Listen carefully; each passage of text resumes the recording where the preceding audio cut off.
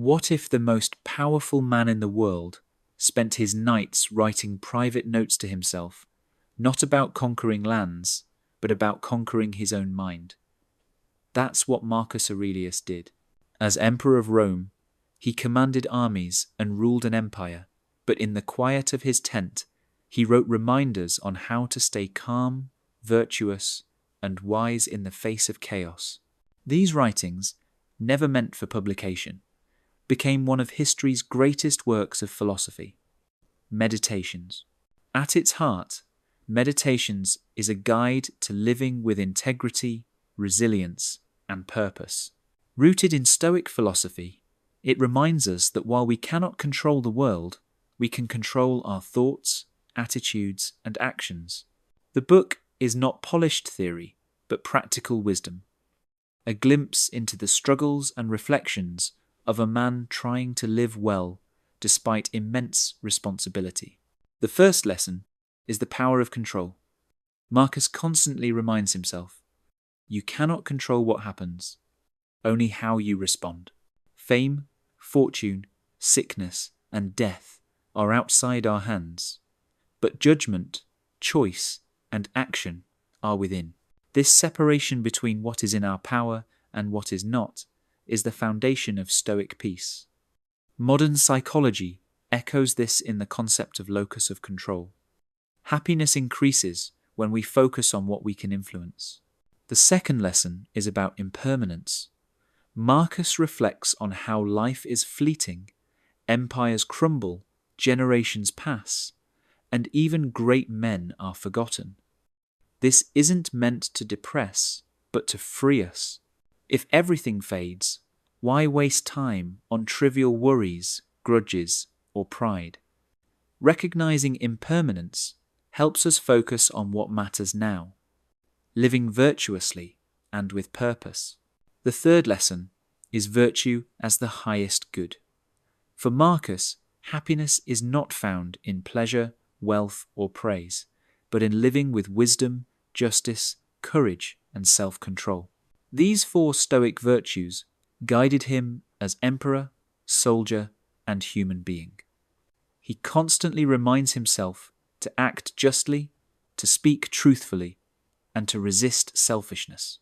Virtue is the one thing that cannot be taken from us, regardless of circumstance. The fourth lesson is resilience in adversity. Marcus faced wars, plagues, political turmoil, and personal loss. Yet his writings stress endurance and perspective. Pain is natural, but suffering is often a choice. He reminds himself, if you are distressed by anything external, the pain is not due to the thing itself, but to your estimate of it. By reframing adversity, he transforms obstacles into opportunities for strength. The fifth lesson is humility. Despite being emperor, Marcus constantly reminds himself that he is just a man, subject to error and mortality. He reflects on the arrogance of those who seek fame, knowing it will fade. His humility is radical.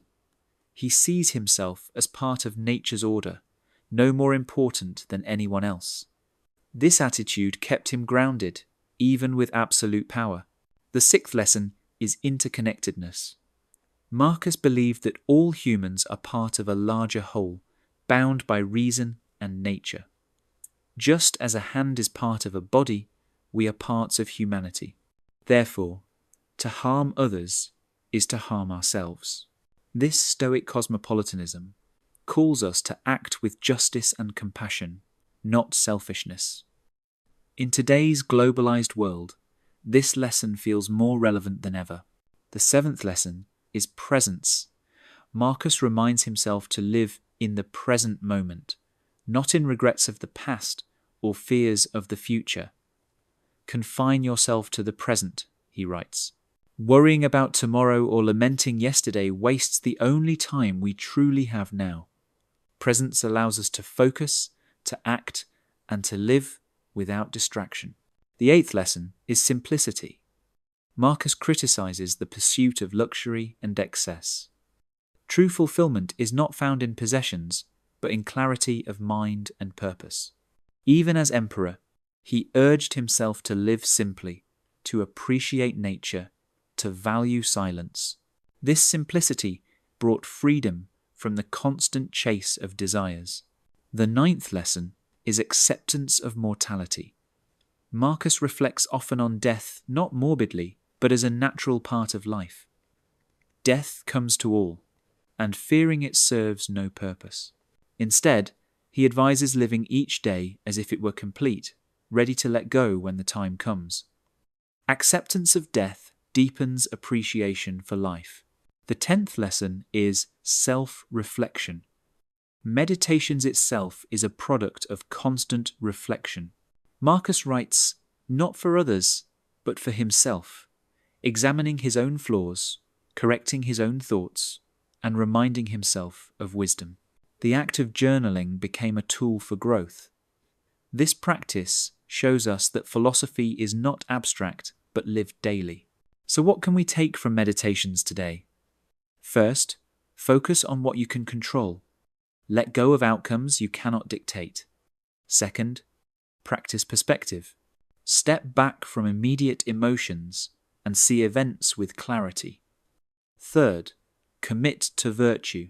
In business, relationships, or personal choices, act with honesty, courage, fairness, and restraint. Fourth, embrace adversity. Instead of asking, why me? Ask, how can I use this? Fifth, live with humility. Recognize your smallness in the vast universe, and let that free you from pride and comparison. Sixth, nurture compassion. See others as parts of the same whole and treat them with justice. Seventh, stay present. Engage fully with today, rather than being consumed by yesterday or tomorrow. Eighth, simplify. Remove distractions, excess, and clutter to focus on what matters most. Ninth, accept mortality. Use the reminder of death not to despair, but to live more intentionally. 10th, reflect. Write, think, and review your life daily. Growth comes from constant self-examination. Modern relevance is striking. In an age of constant noise, meditations offers quiet clarity. Social media feeds us comparison and distraction, but Marcus reminds us to focus inward, not outward. Consumer culture pushes endless desire, but Marcus insists that peace lies in simplicity and virtue. Political and global chaos tempt us to despair, but Marcus faced plagues and wars while holding to calmness and justice. His wisdom speaks across 2,000 years. External events may be chaotic, but your mind can remain steady. The big takeaway from meditations is this: happiness and peace are not given by the world, but cultivated within. By focusing on virtue, presence, and perspective, you can remain steady even in storms. The Stoic emperor shows us that philosophy is not abstract, but practical, a daily discipline of the mind. That was Meditations by Marcus Aurelius, broken down into its most powerful lessons in under 10 minutes.